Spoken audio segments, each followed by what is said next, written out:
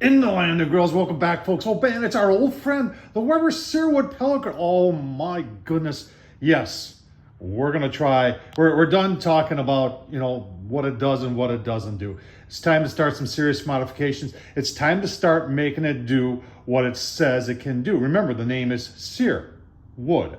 Now, low and slow, no problem. If you got a pellet grill and it can't do low and slow, that's a bad pellet grill. Now, we've already done some modifications. You're looking at this and saying, hey, I've seen these things. They don't have a template. Well, I put that on. I put one on the side there and one on the side there. Those are totally optional. I did add caster wheels to the front of it, though. I'll leave a link down below to the review I did on that and how to do it. Super simple to do. Remember, I can do it, so can you. But today, it's all about getting higher heat on this grill. And I'm going to try a simple alteration today to see if I can't fool that controller down there into letting this grill get about maybe 50 degrees hotter. Oh man, it's gonna be a good one. Let's get started.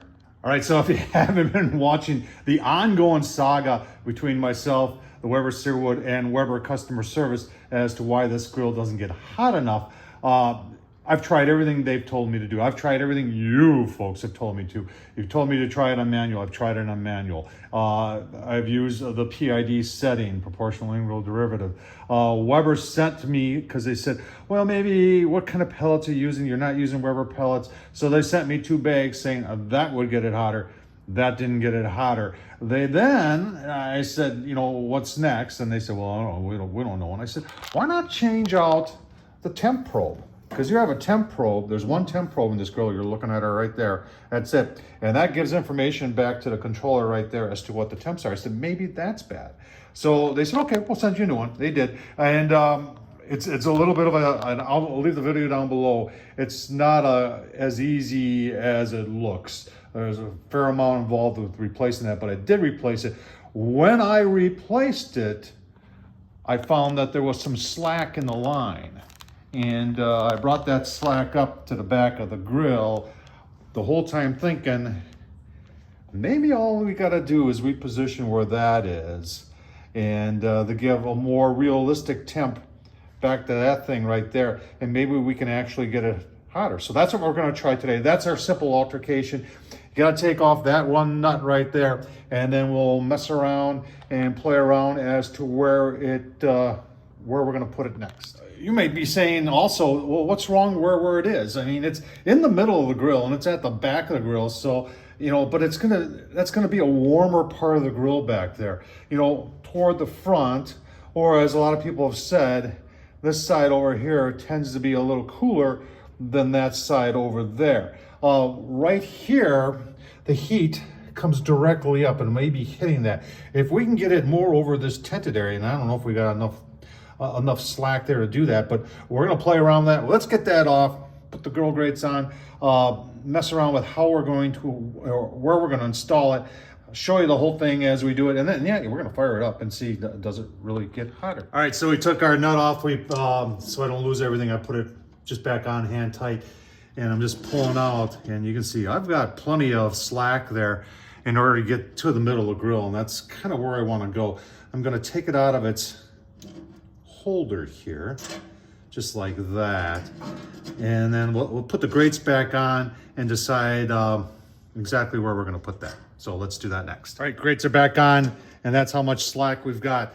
A lot of you are probably saying, well, now you're hampering how much room you've got for cooking. Now there's a thought here to take it to this back corner. I actually think this might be the coolest part of the grill back there.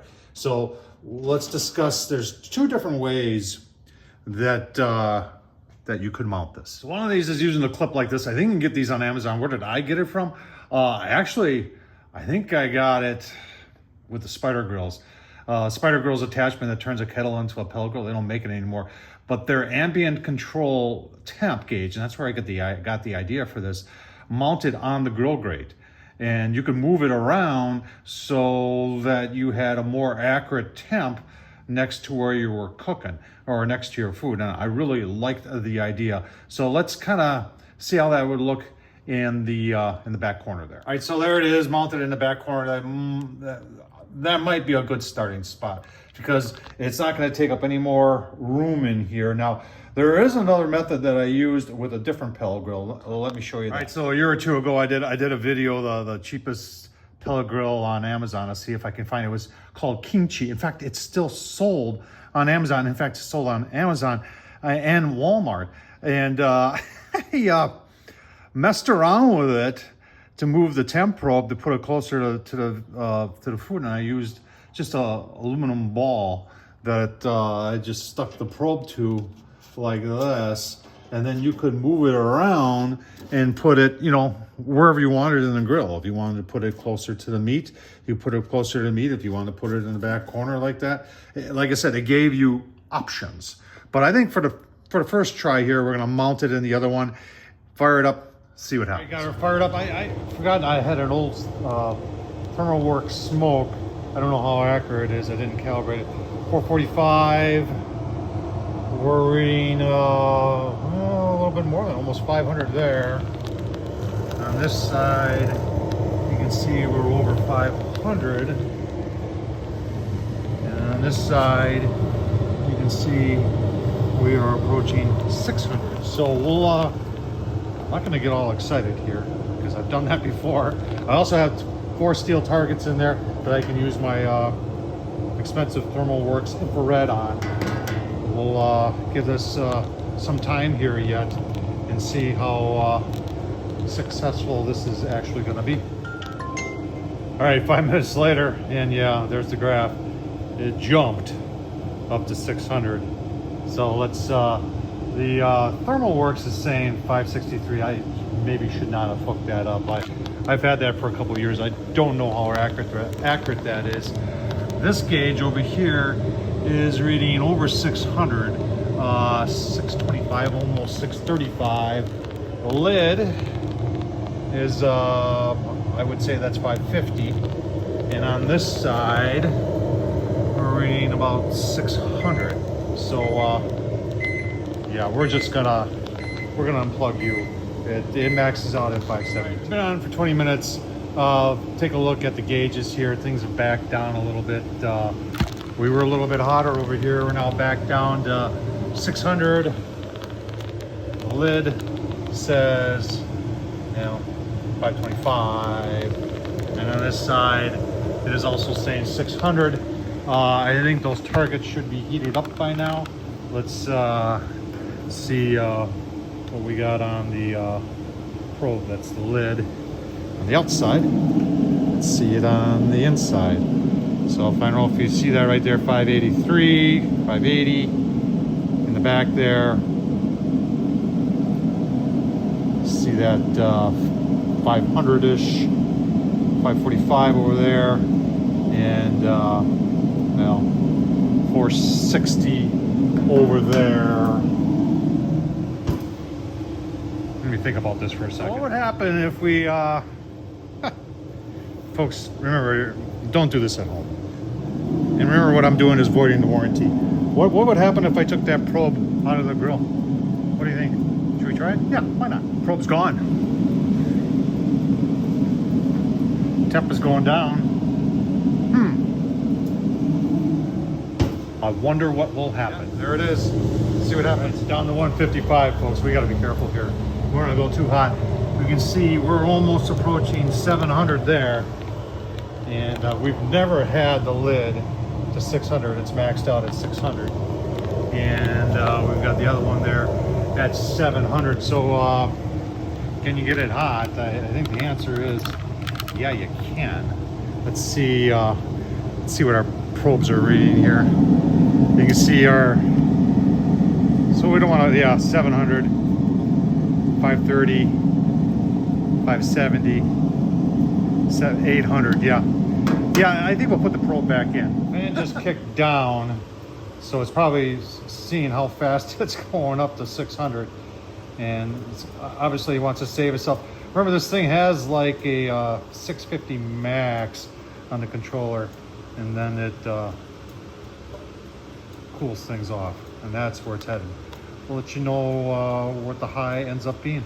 All right, I got an E05, which means grill is too hot, and you can see it's now cooling down. Like 650, it doesn't like anything above that, and we'll then grill is shut down complete in 5:11. Do not disconnect from power. Okay, well, can you get it hot? Yeah, you can. I don't think we can fool the computer though. Give me my final thoughts. I let it cool down. I checked everything is good. I've got it fired up again. I'm not giving up on this.